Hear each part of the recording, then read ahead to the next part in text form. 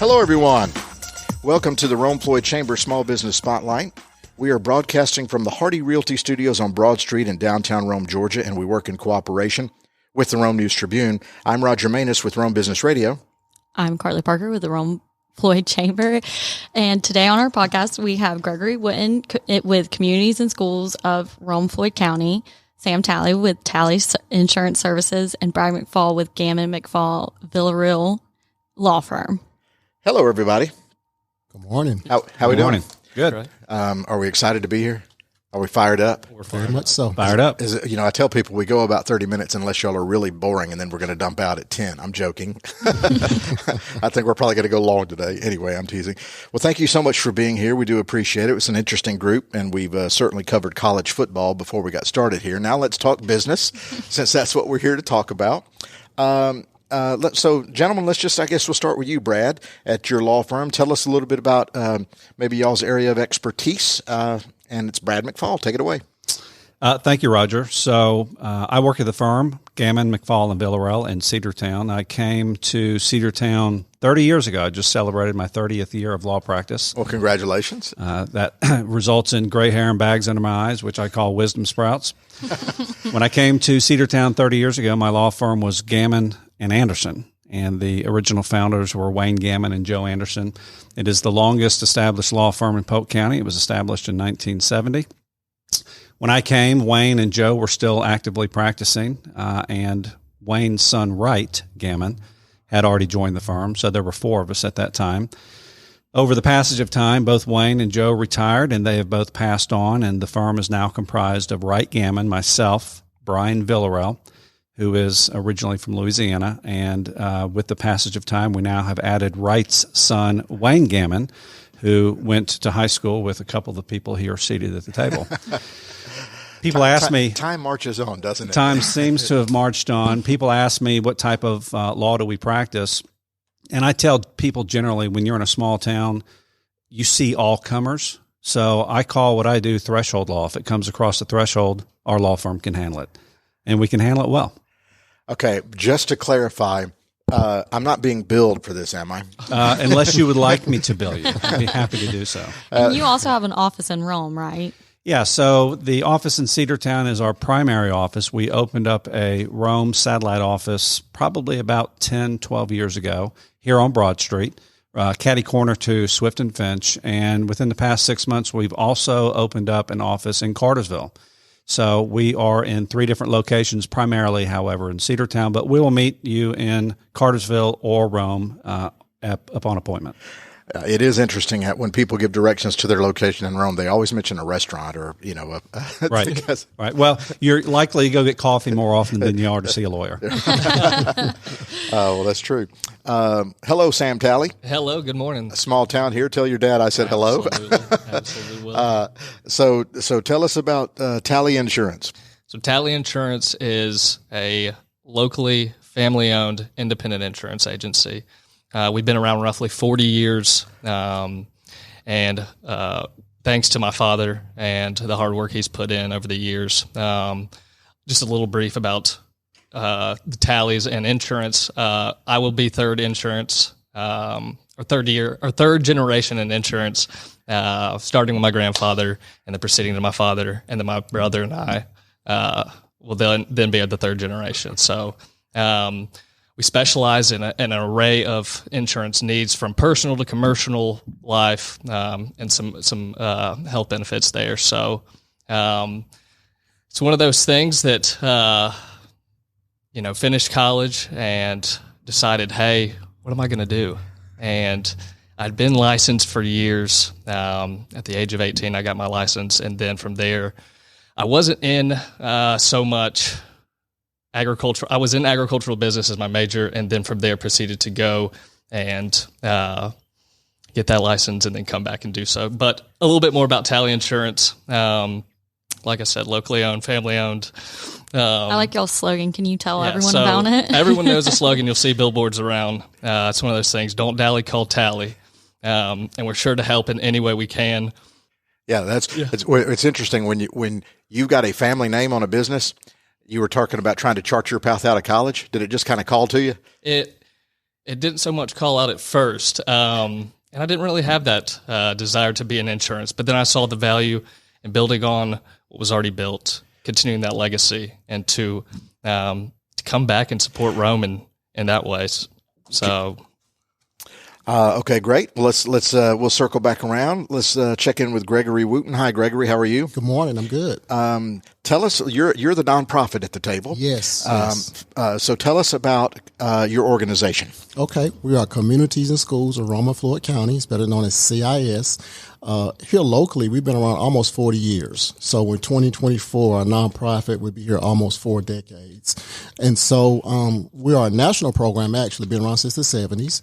And also we have a statewide office in Atlanta. So at every level, we're working to help students do better in school. And so our mission is to surround students with a community of support to empower them to stay in school and achieve in life. And so that means a lot of things, right? But for the most part, what we're looking at is helping students in 2 main areas, promotion rates and graduation rates. So we work with the local schools in those main areas. Okay, you say you're a nonprofit. Are you like an independent nonprofit, or are you funded by the state somehow, or both? Okay. Yes, we are an independent nonprofit, but we do get some funding from our statewide office. Yes. Other funding sources come from grants that I try to find, and also donations, fundraising, things of that nature. Okay. Yeah. So I would imagine money's a constant battle. Always from year to year. It really is. Okay. So. And you give out scholarships, right? We do. We give out some scholarships, and also we make some small grants available to educators as well.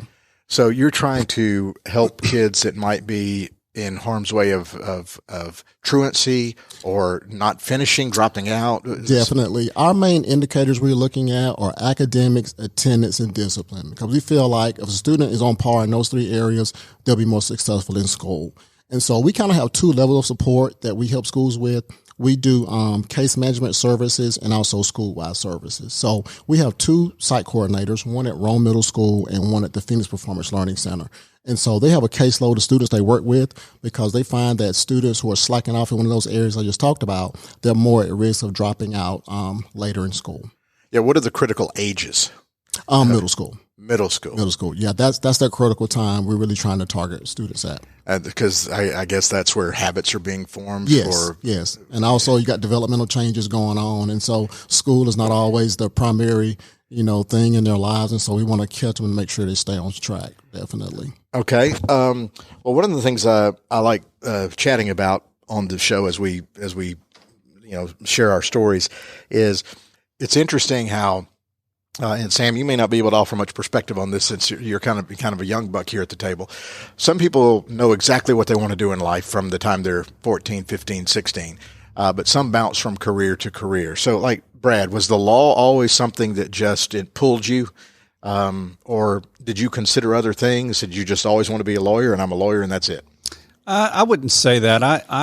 I went to Clemson, as we talked about beforehand. Yeah, on purpose? On purpose. We are national champions, after all. Well, not currently, but yes. And I guess as I was completing my 3rd year or my 4th year of college, I, like most college kids, had no idea what I wanted to do. Oh, really? Okay. And so I decided to take the LSAT. At that time, I took it at Furman University and was accepted to Mercer Law School in Macon. And that's where I went for 3 years. So I definitely did not come out of college knowing for sure that I wanted to be a lawyer. Did not have lawyers in my background, did not have any other lawyers in the family, but knew I wanted to pursue my education after college. And the law seemed like a good option for me because my mother always told me that I was a great arguer. Is that what your wife says too? She says a lot of other things. Well, Gregory, what about you? What was your what did you want to do, and have you bounced around, or did you? Yeah, much like other people, I think my first career goal was to be an underwater welder. Really? Oh, wow. Yeah, that was my first thing. Then I moved to wanting to be a real estate agent. Then I wanted to be a physical therapist. And so really that's what I kind of landed on in high school, and then moved to college to kind of stay in that area. So my bachelor's is in healthcare administration. So I still want to kind of stay in that area, but I started working on a nonprofit right after high school, and just kind of got a love for that. And so that's what kind of made me want to stay with the nonprofit because of the work that they do. Yeah. Well, yeah, and Sam, you were it was the family business. Absolutely. And it's one of those things you talk about insurance in general. I don't know if I've ever met someone in insurance that says, I wanted to be in insurance. They were either in banking or maybe they were a lawyer at one point or, had specialized in a certain area and could come back and bring value to somewhere and said, hey, I could fall into that. But it being a family business and having the ability to perpetuate that and build something, that's going to be here for the long run. It was too good of an opportunity to pass up on. And it means so much more when your name's on the, on the door. Yeah, you're representing more than just yourself. You're representing. So tell me a little bit about being an independent agent. What does that mean to a customer? Because it's not one of these big brands that advertise nationally at the Super Bowl. What does it mean to be an independent agent? It's as simple as choice. You've got an array of companies that you represent, and so you give your consumer or your clients choices. You're not stuck to one company. And that's such a great benefit of the independent agency. And we do. And depending on what the risk may be, if you're on commercial side or if it's the personal side, there's going to be a choice. Now, you don't have one company and one product. So that's what sets us apart from, some of those ones you see online. And or you see the on commercial TV. Side of it, it's kind of newer, right? For our agency? Yes. Absolutely. So that's something that's in the process that we're working on growing. Predominantly, we've been a personal lines agency, so helping with your home and auto insurance needs. But that's where I've come back into place, and my younger brother, Jack, are looking to grow on that side because it is. Independent agencies write 80% of commercial business in the country, whereas, your what we call captive agencies, you may see a State Farm or an Allstate or whichever one it may be, writes 80% of personal lines. So we've done a great job on the personal line side, but we're looking to expand on that commercial side and grow and to service those clients here in Rome and across, the Northwest Georgia area. So is this how you feel like you've put your name on the stake? Absolutely. Yeah. So it does. It gives you that little separation saying, hey, maybe this is, I didn't start this, but I get to, begin a new chapter here for the agency, and that being the commercial side. So absolutely. I'll go to you here, Brad, with this one. So part of, being on the Chamber podcast here, we talk business. You practice law, but you're a business. Right. There's just talk a little bit about the entrepreneurial side of running a business. And you mentioned y'all have X number of attorneys, so it's a smaller firm. It's not there's not one of these 500 lawyer firms that's charging, $2,000 an hour or whatever. Y'all take care of our community. So just tell us a little bit about what it's like to run the business side of things. It's interesting you asked that because when I came to the law firm initially, all I knew was every 2 weeks I got a paycheck. Right. And I was happy to get that magically. paycheck. Yeah, it just magically appeared. And then as I became a partner and life progressed, it became clear that, we have a staff of a total of 10 of us. Yeah. And so you have to consider the taxable side of the business. You have to consider the payroll raises. You have to consider the numerous people who come to you almost daily seeking donations, nonprofits. I mean, I would imagine a lot of Gregory's contributions come from small businesses who contribute and law firms. So we get a lot of applications and requests for funding opportunities. So there is a definite, outside of just practicing law and representing clients, the business side of it to make sure, that the bills are paid, that the insurance is up to date, as Sam talked about, it is part and parcel of being an owner of a small firm and a small business. Yeah. Did you ever consider going somewhere else way back when?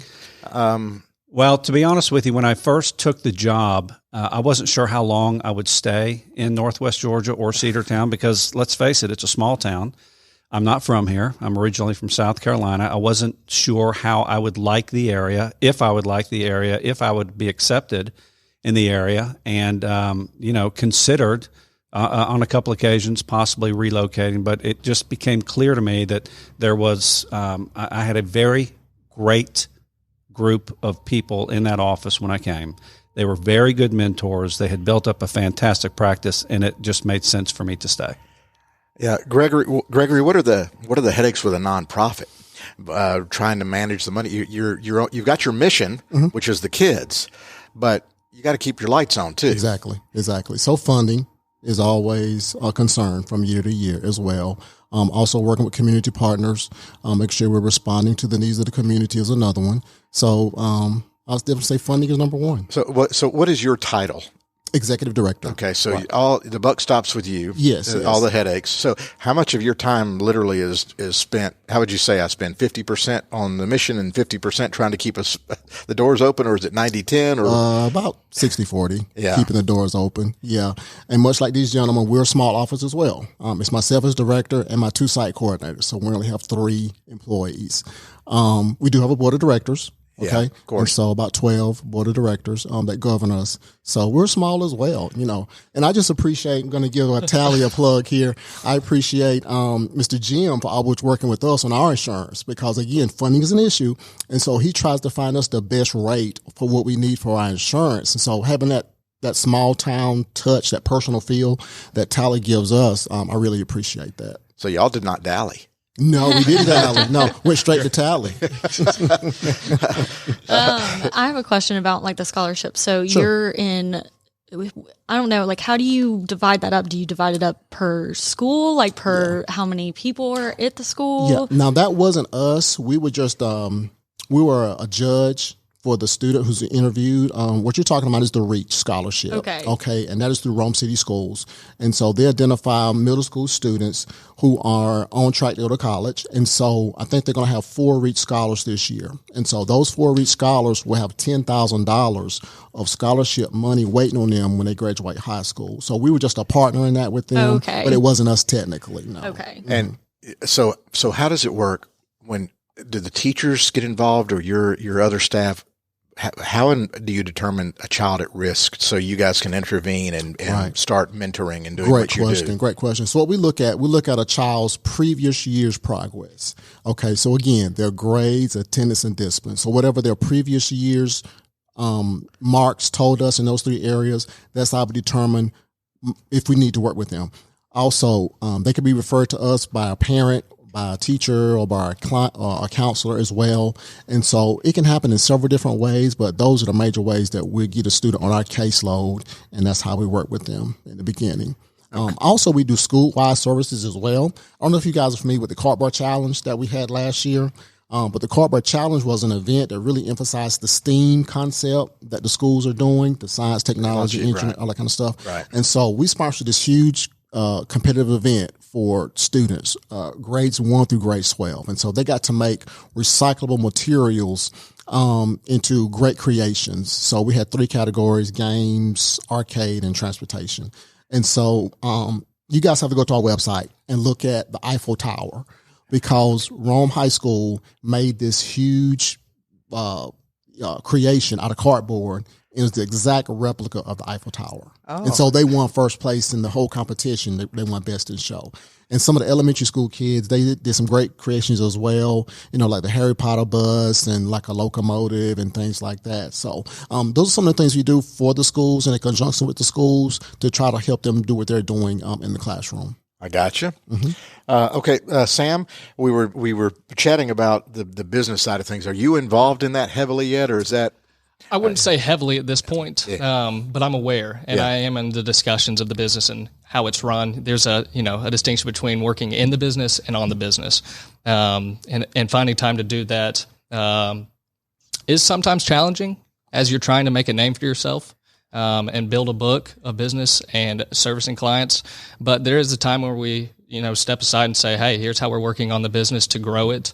And the world we live in, man, technology, people wanting stuff at, instantly at your fingertips. And so we're having to adjust the agency in a way that we can get the information to our clients in a quick and easy and effective way. But we do work together as a family on the business. And like I said, how to grow that and expand and elaborate on that more. It sounds like everyone gets along then. That's the number one question. That's hard about our family business. Exactly. Are y'all butting heads? And no, it's one of those things. We've got a great relationship amongst us, and we've never had issues. It's been great so far. I don't believe that. What is you said you're trying to grow the commercial side, Correct. But do y'all have an area of expertise, or is it just your area of expertise is being community-based, family-run, so that you connect with your customers? That's it. That's our big thing. It's local, family-owned. We don't have as much of that anymore in Rome. We've had a lot of the agencies be acquired by, large firms, publicly traded entities that you lose a little bit of that touch when that's a selling point for most independent agencies. If you're local and you're family owned, that's a point because it builds that relationship. It feels sincere. One of the other things I like to touch on is because businesses have to get the word out about themselves, and sometimes it's word of mouth, or sometimes like Brad, do you guys advertise? Do you do social media? Do you do newspapers, billboards, or podcasts? Interesting you ask. We talked about the way that business has evolved over the years and how you communicate with potential customers or clients. We don't do any advertising outside of word of mouth. We used to have Yellow Page ads back in the day when Yellow Pages were a thing. Yeah, Yellow Pages was a book, Carly. Look, Sam is like my age too, okay? Yeah, Sam, Carly, it was this big book of businesses, and you could flip through. Go ahead. I'm sorry. You actually flip through pages and look things up. Depending upon the size of the town, they were thin or thick. But we have an IT group who helps host our website. We have a great website. We also do have a firm Facebook page, Gammon, McFall, Villarreal, GMV Law Firm. Our website is gmvlawfirm.com. So you can find us there. And of course, a lot of people, myself included, and probably everybody at this table, reads reviews. And I think that there are just a tremendous number of positive reviews about my law firm and each lawyer in the law firm in general, particularly on Google. So that's pretty much how we advertise. We don't do billboards. Most of what we get is word of mouth, and most of what people tell me when they come in to see me, I'll typically ask, "How did you hear about me?" They say, "Well, we read your reviews and figured that we would come talk to you." Well, there's no better praise than word of mouth either, and the reviews is a technology way to get word of mouth out there. That's just somebody spreading the good news for you. What about you guys? The billboards. Yeah, sure. You've seen them everywhere. That big smiling face of my father. Don't dally, call Tally. See it everywhere. And hear it. Can I chime in here? Having Please. gone to high school with him, you might need a different face for the organization. He's still got his time in the limelight. We're going to give it to him until that time. Until it's your face and Jack's face. Hey, I am on one over on Dean Street, so it's smaller, but we're getting a little FaceTime there. But there's Brad Pitt, Clooney. Tally. Exactly. Aside from billboards, social media, newspaper ads, no one of those is. Yeah, right. I do find it interesting that it's like your age is like pushing for the social media while right. Brad and like our dad's age. Well, I get most of mine from the newspaper. Thank you. But then again, the most important one is referral, word of mouth. When you provide value to someone, they're willing to share that with other people and say, "Hey, I had this great experience. You should give it a shot." So, well, and plus for both of you, the length of time that you've been in business doing quality work, so it just kind of seeps into the community's consciousness anyway. From a business perspective, same with your nonprofit, you have to market differently. Sure. Just so how do you kind of get the word out about what you guys do other than doing a podcast like this? Well, we've been around so long. Yeah, exactly. I think that word of mouth is really our best currency, because we've been around so long. But here lately, social media is the big thing that we're using now. When I first came on board, that was not my expertise at all. And so the first couple of years I was trying to do it and realized I couldn't do it effectively. So we brought on a local firm, U Public Relations, that helps us with our marketing and communications now. So, well, and generationally, because you said you've been around 40 years, almost 40. Yeah. So that's generationally now. Yes. It's second and third generations. Most definitely.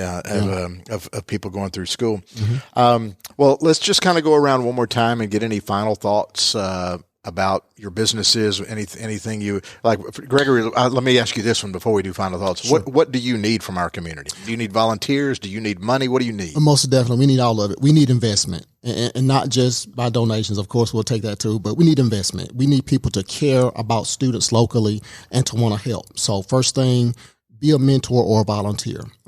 We train, we do the scheduling, and we help place mentors and volunteers in the schools. So if you want to be a mentor or volunteer, please call us and we can help you do that.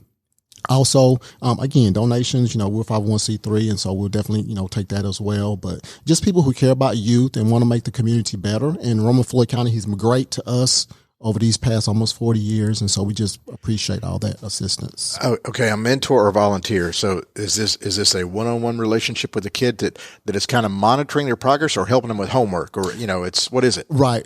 Two different categories. The mentor is a one-on-one relationship. Okay. So you're matched up with a mentee. You're the mentor. The volunteer is a little different. That's someone who wants to just kind of be a general helper in a school. So you might want to be a person that goes in and reads to the kids, or maybe you want to help out at field day, that's coming up here and probably. I remember field days. Yeah. That was fun. Schools always having like field trips. So you can be a chaperone on a field trip, those kinds of things. But the mentor, and since we have a lot of guys in the room, we need more male mentors in our schools because we have a lot of students who don't have that male influence in their life. And so we need more male mentors in our schools. So the mentor is more of the one-on-one. Yes. And okay. Yes. All right. Well, I kind of got off track there, but I did want to. So I have a question. I'm sorry. Sure. Go ahead. Yeah, you told me I can start cutting you off. So chime in. Welcome to the Carly Show. Yeah, thank you very much for listening. It was bound to happen. Through the years that you've been here, do you see an increase in graduation, completions, and continuing their education, or does it bounce up and down, or how do you track that? It's a pretty steady increase. Oh, well, that's good. Steady increase, yeah. So that's very encouraging, most definitely, yeah. And of course, that's not due to all of our work. But no, but it's definitely you being in that community, trying to help where you can. Yeah. And so the way we look at it, every child who graduates high school, that's better for the community because they're more likely to maybe go into college or just get a good job and then, contribute to the local economic base and what have you. They're less likely to go to jail or do other self-destructive behavior. So it's really a benefit to the community for children to graduate high school. So, and I don't know if we really look at it that way all the time, but that's how we look at it. Statistically, it just increases quality of life, good citizenship. Right. Exactly. So that's what we're trying to do. Do you partner with other programs? Yes. We partner with other nonprofits, other companies and organizations, definitely, because we're all trying to do a lot of the same work. And so sometimes you do find that duplication of services. And so when somebody else is doing something that we're kind of doing, we might just back off a little bit and just kind of help them if they're doing it better or have been doing it longer. For an example, a golf tournament is going on Friday with the Rome-Floyd Commission on Children and Youth. And they do a lot of the things that we do. Is that next Friday? Tomorrow. Oh, okay. Tomorrow, yeah. Tomorrow's Friday, right? Yeah. So that's their major fundraiser, and so we are a sponsor for them in that. And so it's just a community collaborative thing we're involved with. Mm-hmm. Are you a Rome native? I am not. I heard you mention, we didn't talk about this before we started talking. I'm from South Carolina. Wow. As well. So what city? Columbia. Me too. Wow. Where'd you go to high school? Well, I wasn't raised there, okay? My dad was an Army guy, Fort Jackson. Yep. So that's where I was born. That's the hottest place in the universe. Well, yeah. And so, but then we moved to South Georgia when I was very, very young. So I'm a South Georgia boy, to answer the question. Yeah. Probably you guys have never heard of Baxley, Georgia, which is Appling County. Heard of that? Sure, I've heard of it. Really? Never been there, but heard of it. Well, see, a lot of people up here hadn't heard of Baxley or Appling County, so that's where I was raised. Yeah. How'd you end up in Rome? Got a job at a nonprofit here, Blue Ridge Area Health Education Center. So the center director then was opening up the AHEC here, and she recruited me to come up here to work at the AHEC in 1997. Yep, and then it becomes home. That's right. Yeah, I've been here ever since. Been loving it. Well, that is actually interesting. It's another little cross section of polling that we sometimes do. Who's from here? Who grew up here? And who is transplanted? Yeah, there you go. So, like you guys have been transplanted. Okay, let's go around and do some final thoughts, just to make sure you've said everything you need to get said to our listeners, and just also contact information, your website, your social media, even if you've mentioned it previously, just so people can have a chance to listen. And Brad, we'll start with you. How can people reach out and do some business with you? Well, they can certainly look us up on Google. That's the easiest, quickest way. They can also go straight to our website, gmvlawfirm.com. And we do have a Facebook page for Gammon, McFall and Villarreal. Okay. Sam at Talley Insurance, how can people follow you guys, connect, and things like that, do business with you? There's a few ways you can reach out to us by going to our website, www.talleyinsurance.net. You can give us a call, 706-291-4207. Or like I said, the information in the world of technology that we're in, send us a text. I know a lot of people don't want to talk over the phone and they want to do it by text. Text that same number, 706-291-4207. And I do want to take a quick second.